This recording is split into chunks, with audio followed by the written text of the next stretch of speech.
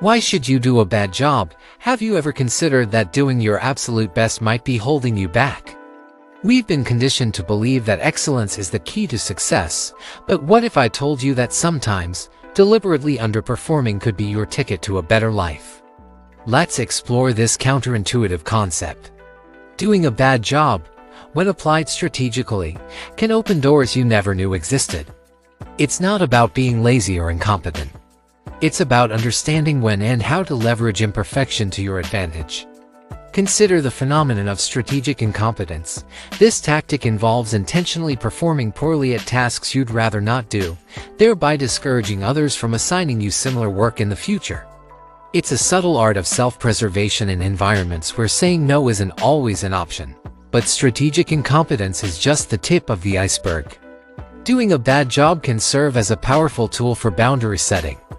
In a world where burnout is rampant and work-life balance is increasingly elusive, deliberately underperforming can be a form of self-care. It forces you to prioritize your energy and attention, focusing on what truly matters while letting go of the rest. Moreover, embracing imperfection can lead to unexpected innovations. When you're not obsessed with doing everything perfectly, you're more likely to take risks and experiment. This mindset fosters creativity and can lead to breakthrough ideas that would never have emerged in a perfectionist environment. Consider the concept of satisficing, a portmanteau of satisfy and suffice. This decision-making strategy involves accepting a solution that is good enough rather than seeking the optimal outcome. In many situations, satisficing can lead to better overall results than striving for perfection, as it conserves mental resources and allows for quicker progress. But how does this apply in real-world scenarios? Let's delve into some specific situations where doing a bad job might actually be the smartest move. 1.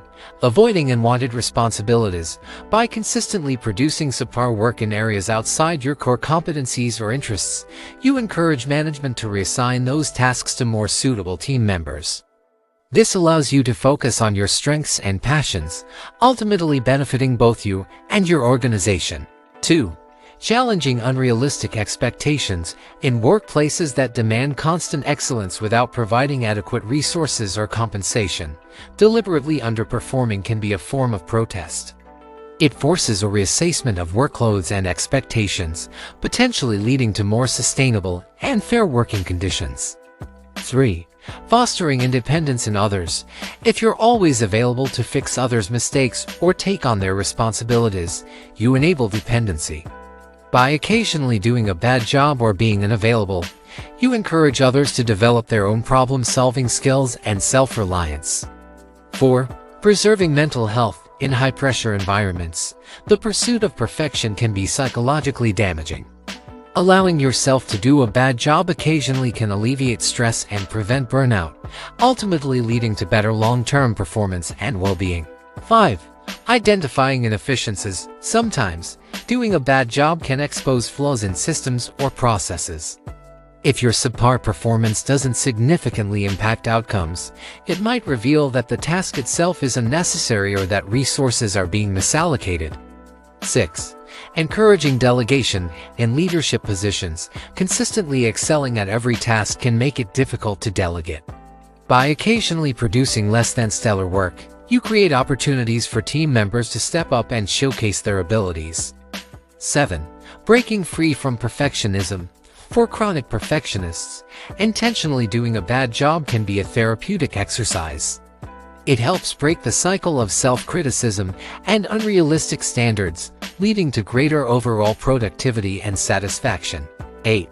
Negotiating better terms. In freelance or contract work, occasionally delivering work that merely meets minimum requirements can lead to more realistic discussions about pricing, deadlines, and scope.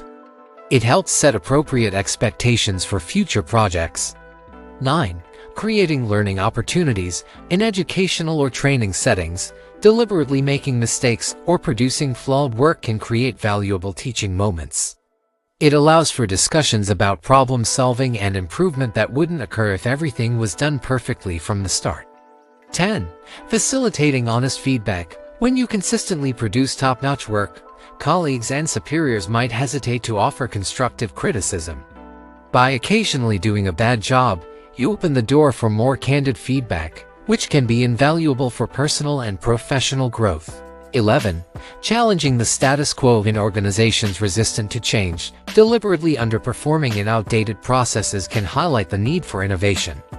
It can spark conversations about efficiency and modernization that might otherwise be overlooked. 12. Managing energy levels. By selectively doing a bad job on less critical tasks, you can conserve energy for high-priority projects. This strategic allocation of effort can lead to better overall performance and work-life balance. 13. Exposing skill gaps. Intentionally performing poorly in certain areas can bring attention to skills that need development, either for yourself or within your team. This can lead to valuable training opportunities and professional growth. 14. Testing relationships. Occasionally doing a bad job can reveal the true nature of professional and personal relationships. It shows who's willing to support you during challenging times and who's only interested in what you can do for them.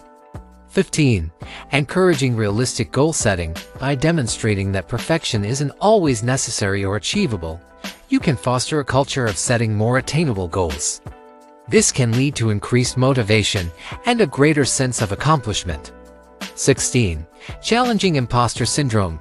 For those struggling with feelings of inadequacy, intentionally doing a bad job and surviving the consequences can be a powerful way to combat imposter syndrome.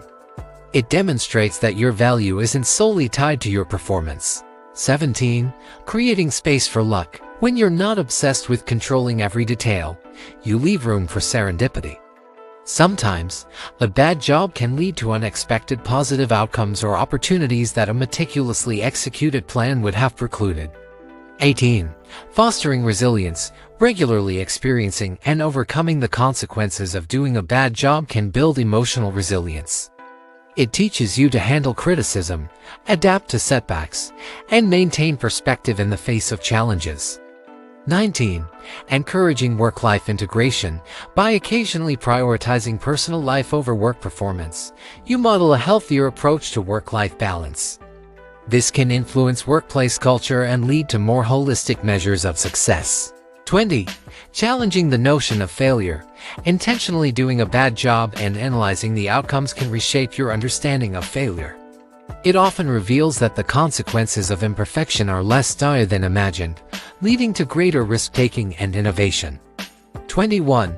Exposing hidden strengths. Sometimes, when we do a bad job in one area, we inadvertently reveal talents in another. This can lead to exciting career pivots or the discovery of new passions. 22. Facilitating crucial conversations. Underperforming can force discussions about priorities, resources, and expectations that might otherwise be avoided. These conversations are often critical for personal and organizational growth. 23. Challenging perfectionist culture. By occasionally doing a bad job without apology, you can help shift workplace culture away from unrealistic standards of perfection. This can lead to a more human-centered, sustainable approach to work. 24. Creating teachable moments. For those in mentorship roles, deliberately doing a bad job can create opportunities to demonstrate how to handle mistakes, criticism, and improvement processes. 25. Testing systems and safeguards. In some fields, intentionally introducing errors can help identify weaknesses in quality control systems, leading to improved processes and greater overall reliability. 26. Encouraging empathy. When you occasionally underperform, it can foster empathy among team members. It reminds everyone that we all have off days and that support and understanding are crucial in a collaborative environment. 27. Challenging the correlation between effort and outcome. Doing a bad job despite significant effort, or vice versa, can highlight the complex relationship between input and results. This understanding can lead to more nuanced approaches to task management and performance evaluation. 28. Fostering a growth mindset. By embracing imperfection and viewing bad jobs as learning opportunities, you cultivate a growth mindset. This perspective values progress and learning over innate talent or flawless execution. 29. encouraging authenticity. In a world that often rewards carefully curated images of success, occasionally doing a bad job and owning it can be refreshingly authentic. This honesty can strengthen relationships and build trust. 30. Challenging the myth of multitasking. Deliberately underperforming on some tasks while excelling at others demonstrates the limitations of trying to do everything simultaneously. It encourages more focused, single-tasking approaches to work. It's crucial to note that the strategy of doing a bad job isn't about embracing mediocrity or shirking responsibilities. It's about understanding that perfection isn't always necessary or beneficial. It's about strategically choosing when to excel and when to step back, always with a clear purpose in mind. This approach requires a deep understanding of your goals, your environment, and the potential consequences of your actions. It's not a license for carelessness, but rather a tool for intentional, strategic decision-making. Ultimately, the art of doing a bad job is about reclaiming your agency in a world that often demands more than we can sustainably give. It's about challenging societal norms that equate worth with productivity. It's about creating space for growth, innovation, and genuine human connection. So the next time you're faced with a task or expectation, ask yourself, is this a situation where doing a bad job might actually be the best thing I can do? The answer might surprise you, and it might just lead you to a more fulfilling, balanced, and successful life.